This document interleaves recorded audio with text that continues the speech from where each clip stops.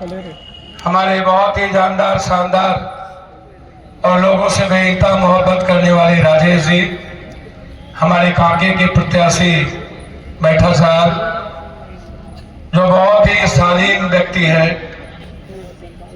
आप सब मेरे लिए ईश्वर के समान है, देवतुल्य है। यहाँ हमारी माँ बहनें भी बैठी है, बेटियां बैठी है, जो एक ऊर्जा के स्रोत है और विशाल करुणा और ममता की प्रतिमूर्ति है। आपके बगैर हम सबका और दुनिया का निर्माण नहीं हो सकता।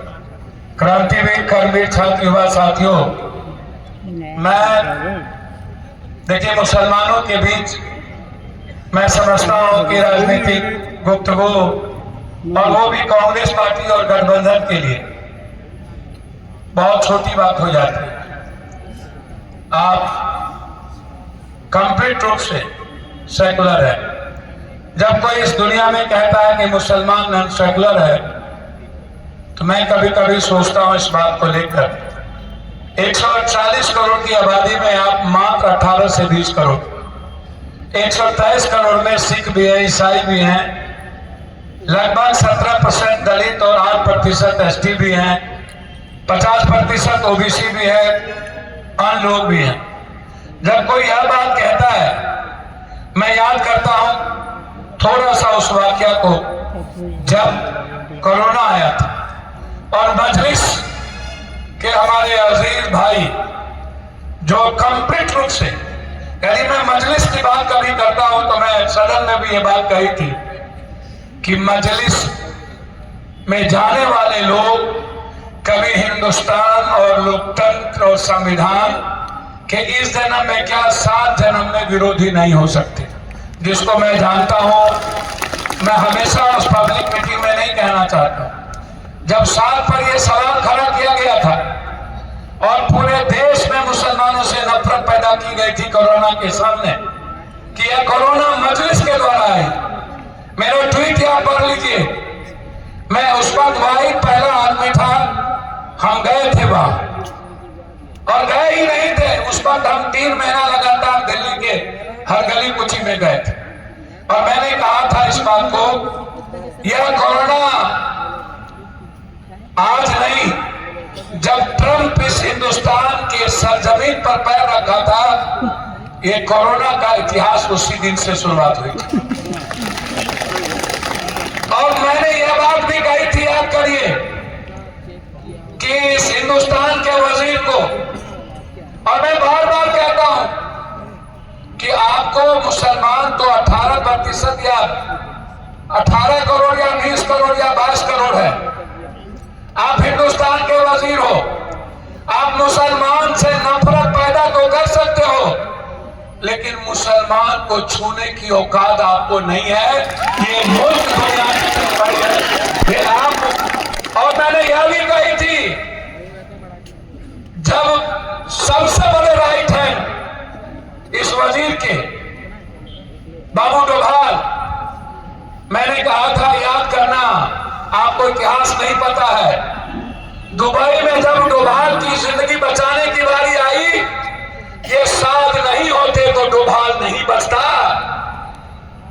याद करिए, ये सवाल मैंने खड़ा किया था उस वक्त, और मैं इतनी बात नहीं कही, मैंने कहा कि 48 घंटे के अंदर या तो साथ, जिनके बारे में नरेंद्र मोदी जी को जमात के बारे में नहीं पता, यह जमात सिर्फ संस्कृति के लिए, इस्लाम के लिए नहीं, अपने मुल्क की सेवा के लिए भी जाना जाता है।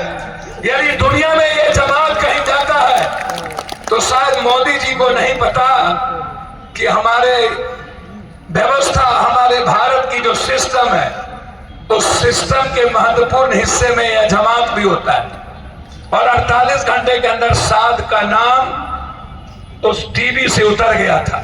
और ये बात मैंने पहले कही थी कि नफरत तो हो जाएगा, सब्जी में थूक फेंकवा दोगे, गाली का कारण मुसलमान को बना दोगे, लेकिन जो विषय उठाया है और आज तक साध को कोई छू नहीं पाया। नरेंद्र मोदी जी जब आप साथ को नहीं छिपाए तो मुसलमान को क्या छुपाओगे? आप कभी सोचो ना, कर लिए गिरफ्तार तो ये बात छोड़ दीजिए, मैं उस पर नहीं जाना चाहता। बचा कोई आदमी आके जब कहता है घुसपैठी, हमारी लड़ाई आज नहीं, हम 84 में वाइस प्रेसिडेंट थे, हम एक यूनिवर्सिटी के हम फिर अध्यक्ष बने, उमा जी और इतमरा जी चले गए हमसे लड़ने किशनगंज इसी घुसपैठी के सवाल पर। मैंने तब भी कहा था बांग्लादेशी के सवाल पर सबसे ज्यादा हमारे इलाके में इमरान भाई जाते हैं तो अच्छी अच्छी शेर से हम लोग को पागल कर देते हैं, और इतना तक शेर फिर अभी भी आएंगे तो पागल ही करेंगे। अच्छी बात, अच्छी बात, लेकिन हम तो लड़ाई को तब से जानते हैं, हमारे चेहरे पर इतने निशान हैं, हमारे इलाके से तो ज्यादा मुसलमान कहीं है नहीं। और मैं उस वाक्या को याद है, रितमरा, उमा भारती जी, अटल जी रिक्शा पर भाषण देने मेरे यहाँ से आते थे, और अडवाणी जी। आज जो सवाल खड़ा यहाँ पर, एक हेमंता नाम है इसका, हेमंता, ये अपने को बड़का गुंडा कहता है, अब इसको कुछ पता होता है नहीं। पहले ये चले गए गुजरात, जाके बोला कि नरेंद्र मोदी के पाइप में मुसलमानों का खून है, अब इसको वो बात भूल गए। इन्होंने कितनी तबाही की है व्यक्तिगत मैं जानता हूं, और इनसे एक बार नहीं, बिहार, झारखंड, यूपी के सवाल पर जब जब ये जुर्म किए आसाम में, तब तब हम इसके खिलाफ आसाम में जाके लड़े। और यार मैंने इसको एक बार नहीं कहा, मैंने तो कई बार कहा कि हेमंता जी गली का कुत्ता भी भौंकता है। मैं आप सबको एक बात कह देना चाहता हूं, कुत्ता जब भूखे ना तो उसको लाठी पत्थर मत मारिए, उसको रोटी दीजिए, खाने लगेगा, चुपचाप चले जाइए, अपना घिनाइए उड़ाइए नहीं। हाथी चले बाजार, कुत्ता भूखे हजार। भैया 20 साल तुम राज किए हो यहाँ, और 11 साल तुम राज किए हो नरेंद्र मोदी जी। अब अटल जी बेचारे राज किए, दोनों ने तो उद्योग चीसी सब खत्म कर दिया, लेकिन 11 साल के बाद भी नरेंद्र मोदी जी तुम कहते थे पाकिस्तान तो फलना तो चिलना, कांग्रेस ने तो आपको नहीं रोका। 11 साल के बाद भी यदि हिंदू खतरे में है तो मैं समझता हूं आपको चुल्लू भर पानी में डूब के मर जाना चाहिए। आपको औकात नहीं है। आप जिस तरह की भाषा का प्रयोग करते हो, संविधान विरोधी, लोकतंत्र विरोधी, इंसान विरोधी। देखिए राहुल गांधी और नरेंद्र मोदी में बड़ा फर्क मैं एक बताता हूं। राहुल गांधी साहब के पिता और दादी ने कुर्बानी दी देश, संविधान और इंसानियत और मोहब्बत के लिए, और राहुल गांधी और नरेंद्र मोदी दुनिया की जान लेते हैं अपने कुर्सी के लिए, और राहुल गांधी अपनी जान देने को तैयार है संविधान और लोकतंत्र के लिए। ये एक बड़ा फर्क है इस दोनों व्यक्ति में। राहुल गांधी डरने से नहीं मरते, लेकिन जो आदमी दिल्ली, पटना में आके दिल्ली, रांची में कहता है उसके पास कोई मुद्दे नहीं है, एक मुद्दा है घुसपैठी। अब मैं उनसे पूछा कि भैया एक बात बताओ, 20 साल तुम सीएम थे, 20 साल में तुम्हारी औकात घुसपैठियों को निकालने की क्यों हुई? इतना कायर और निपुंसक मुख्यमंत्री पैदा क्यों किए? तो इतना कमजोर मुख्यमंत्री पैदा क्यों किया? अब हमको बता दो। और 11 साल और 20 साल, 20, 11 और 5 मुख्यमंत्री, पहले इन्होंने कहा मराठी घुसखोर है हटाओ, मराठी को भी बेईमान इन्होंने ही कहा, फिर कहा मुंडा बेईमान है हटाओ, उसको भी बेईमान इन्होंने ही कहा, फिर कोरा जब इधर थे तो चोर था जेल में ढुसा दिया, अब ईमानदार हो गए इन्होंने ही कहा, फिर सोरेन इधर थे बड़ा बेईमान है, उधर चले गए तो फिर ईमानदार हो गए, बेईमान इसी ने किया। 5 सीएम और एक तरफ हेमंत जी, 5 सीएम की इतिहास। एक सीएम बना जमशेदपुर से जो मजदूरी करता था, 112 परिवार के लोगों को नौकरी दिया, 112। रघुवर दास जो उड़ीसा लूटने चले गए। 5 सीएम एक तरफ और एक नरेंद्र मोदी एक तरफ। आप सोचिएगा, मैं और कुछ नहीं कहना चाहूंगा इसके बाद। एक प्रधानमंत्री, 5 सीएम, 9 IIT, ना इंजीनियरिंग, नो IIM, ना 6 लेन, ना एक्सप्रेसवे। 53.4% फैक्ट्री बंद हो गई अटल जी के समय से। ETCS से लेकर के सारी, धनबाद की 73% फैक्ट्री बंद, गिरिडीह की मिनिमम 48% फैक्ट्री बंद, जमशेदपुर की लगभग 54% फैक्ट्री बंद। एक कोई योजना, कोई ये चुनाव के वक्त आते हैं दोनों रंगा बिला, और चुनाव के वक्त आते हैं और ये किसी पर हमला, देखिए मुसलमान पर ये हमला नहीं कर सकते, आप समझिएगा। ये इनकी हिम्मत नहीं है, क्योंकि इनको पता है यदि दुनिया को और हमको इकोनॉमिकल जिंदा रहना है या दुनिया को इकोनॉमिकल बैलेंस होना है, यहां आपको नफरत तो पैदा कर देंगे। लेकिन मैं दिल से आपको कहता हूं, इन्हें पता है कि इतिहास के बारे में कि गल्फ, अभी अमेरिका का चुनाव हुआ ना, इन्होंने एक दस्तखत किया है, वियतनाम को घेर लिया चाइना, और 1 महीने के अंदर ताइवान पर कब्जा करेगा चाइना। कितना कमजोर प्राइम मिनिस्टर है ये आपको 2 महीने के अंदर दिखेगा, ये याद रखना, 1 महीने के अंदर ताइवान। मैं सिर्फ इतना कहना चाहूंगा आपसे कि यह व्यक्ति मुसलमान हो या कोई ऐसा समाज छोटा, वह उससे भी जो आदमी दुनिया को तरक्की देता है, दुनिया की जिंदगी देता है, वो गल्फ कंट्री, चाहे ऊर्जा का सवाल हो, चाहे भारत के इकोनॉमिक पावर का सवाल, चाहे तेल का सवाल, जब हमारी प्रिंसिपल कहती है कि हमें हर कंट्री से किस तरीके रिश्ते रखने हैं, और वो गल्फ कंट्री मुसलमानों का भी है, तो आप हमको जरा बताओ तो ये मुसलमान से कैसे लड़ेगा? सीधा सवाल है। आप डरपोक, नबी साहब को कोई गाली देता है तो आप चिंता में पड़ जाते हो। देखो ये प्रचारक चल गया, आप समझो, थूक, मेरे मुंह पर थूक पड़ा कि आकाश में पड़ा। हाथी चले बाजार, कुत्ता भूखे आ जा। अब नबी ने पप्पू यादव को पैदा किया है, और हम भी नबी के लिए यदि दुनिया को खत्म करने चले तो इस्लाम का क्या होगा? आप कभी सोचे हो कि इस्लाम कैसे? नबी के बारे में, आप मोहम्मद साहब के बारे में और हजरत के साहब के बारे में इतिहास जान लो, कभी भी नफरत मत करिए। आपसे मैं एक बात कहना चाहता हूं, कह के जा रहा हूं, आप बेफिक्र रहिए। ये घुसपैठी ये जो नफरत वाली बात है, तो इसके लिए तो अमित शाह और राजनाथ सिंह को रिजाइन कर देना चाहिए। यदि झारखंड में कहीं से घुसपैठी है तो इनको जिंदा रहने का, इनको चुल्लू भर पानी में डूब के मर जाना चाहिए। और जो हेमंता है ना, इनको पता ही नहीं कि घुसपैठी आसाम से होता है, और ये इतना बेवकूफ आदमी है, इन पर हम 2 दिन के अंदर इनका सारा और पोल खोलने वाले हैं। इनके बीवी के अकाउंट में कितना पैसा गया है, और ये सारा 60% लगभग ये चाय का बगान हड़प लिया है। इसीलिए इनका पोल 2 दिन के अंदर हम खोलेंगे और इनको यहां से भगाएंगे। मैं इतना ही कहूंगा कि यह चुनाव, एक तरफ 5 मुख्यमंत्री, एक तरफ नरेंद्र मोदी का झारखंड के साथ सौतेलेपन का व्यवहार, दूसरी तरफ बगल में उड़ीसा और छत्तीसगढ़ 1 महीना के अंदर 1900 एकड़ जमीन और 3300 एकड़ जमीन दोनों स्टेट में अदानी को दे दिया। ये लड़ाई मुसलमानों की नहीं है, ये लड़ाई इस झारखंड के हर उस समुदाय की है, चाहे वो छोटा व्यवसायी हो।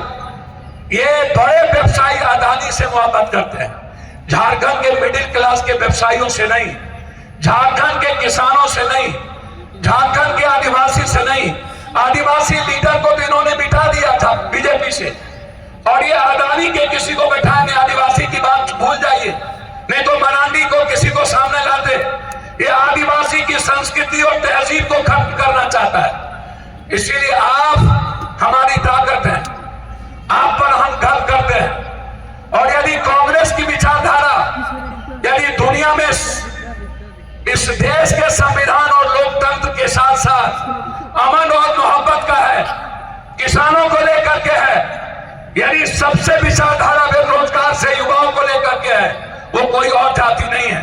बची हेमंत, जिसको आज भी ये मरवाना चाहते हैं, और ईडी का आज भी कई विधायकों के यहाँ, चंपा सोरेन जहां से लड़ रहे हैं, वहां जो विधायक थे वो अगले बार बीजेपी के साथ लड़ रहे थे।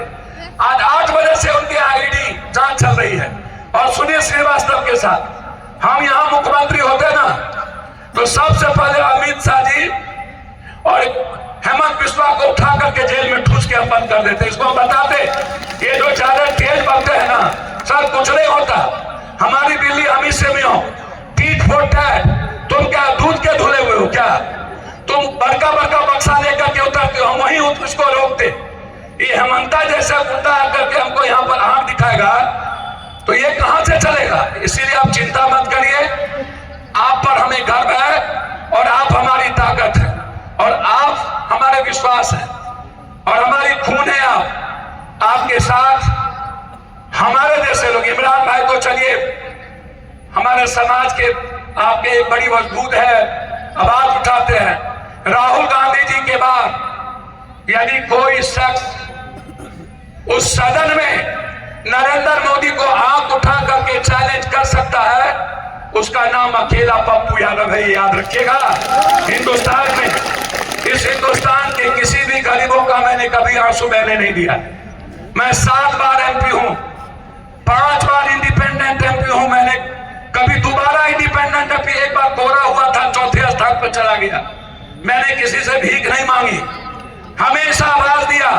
लोग मुसलमानों के सवाल पर नंगा दाग समझते हैं, सेकुलर पार्टी के राहुल गांधी को छोड़, लेकिन पप्पू यादव हमेशा अपने खून और जज्बात के लिए आपके साथ हो या एसटी के साथ, मैं परिवार की तरह खड़ा रहा हूं और सच्चाई बोलने में पप्पू यादव को कोई गुरेज नहीं है। मैं हमेशा आपकी वकालत, सदन में तलाक हो, एनआरसी में सबसे ज्यादा किसी ने हिंदुस्तान में सबसे ज्यादा 283 सभा, इसीलिए मुसलमानों की राजनीति पर मेरा कोई लेना देना नहीं। आप मजबूत रहिए, मुस्कुराते रहिए। जिसकी ताकत इस्लाम और हदीस हो, जिसकी ताकत हजरत हुसैन की कुर्बानी हो, जिसकी ताकत मोहब्बत का रास्ता हो, वो कभी डरता नहीं है, वो दुनिया को बनाता है। आप पर दुनिया को बनाने की जिम्मेदारी है। आप दलित, आदिवासी और यहाँ के गरीबों को लेके चलिएगा, आप डरिएगा नहीं, आप दूसरों को लेके चलिए। इन्हीं शब्दों के साथ मैं अपनी माँ बहनों से भी और आपसे भी, एक तरफ 13 तारीख, एक तरफ 20 तारीख, एक तरफ बैठा साहब, एक तरफ राजेश जी, मैं दोनों भाई को आपका आशीर्वाद दिल से मैं आपसे पूछ रहा हूं। फिर से हेमंत आएंगे ना? क्यों आएंगे? मैया योजना क्यों आएंगे? 200 यूनिट बिजली क्यों आएंगे? 40 करोड़ का पेंशन क्यों आएंगे इस दुनिया में? वो इस देश बिहार पर, यहाँ पर इस झारखंड में, इसीलिए कि उस व्यक्ति ने मरना कबूल किया लेकिन झारखंड के साथ समझौता नहीं किया। उसका नाम हेमंत है और हेमंत ने स्पष्ट कहा है कि इस हर जात धर्म को मैं इस इंसानियत को जिंदा रखूंगा और आने वाले समय में मैं हर युवाओं के लिए काम करूंगा। और मैं अंतिम वादा करके जाता हूं, ECSC और यहाँ की फैक्ट्री कि जब तक पैसे वापस नहीं होंगे और जब तक 10,000 मजदूर वापस नहीं होगा, जब तक ये फैक्ट्री शुरू नहीं होगी, तब तक पप्पू यादव सदन नहीं चलने देगा। 25 नवंबर के बाद आप ये सुन लीजिएगा। और 3 करोड़ लोगों का सहारा इंडिया का पैसा, लगभग 3 लाख करोड़ अमित शाह जी रखे हुए हैं। मैं वादा करता हूं, जब तक झारखंड के 3 करोड़ लोगों का सहारा का पैसा वापस सुप्रीम कोर्ट के आदेश को नहीं मिलेगा, तब तक पप्पू यादव हर बूथे पर आपके पैसे की लड़ाई लोकसभा के भीतर लड़कर वापस करने का ताकत आपके पास हम आएंगे, ये वादा करते हैं। इन्हीं शब्दों के साथ ये 2 ताकत, एक बड़ी ताकत, ये दोनों ताकत राहुल गांधी जी के हाथ उठा के कहिए, आशीर्वाद दीजिए। ये दोनों आपके बेटे की तरह सेवा करते हैं ना? राजेश साहब के बेटे की तरह है कि नहीं? बिल्कुल। पैर छूते हैं ना ये लोग? बिल्कुल भैया, ये दोनों मूलधन है और पप्पू यादव सूद ब्याज है। बस यही कहने हम आए थे, माला पिला दिया जाए। एक कहां है माला? पिला दे माला, जोर से बोलिए ना। अच्छा, जिंदगी में अल्लाह के अलावे आप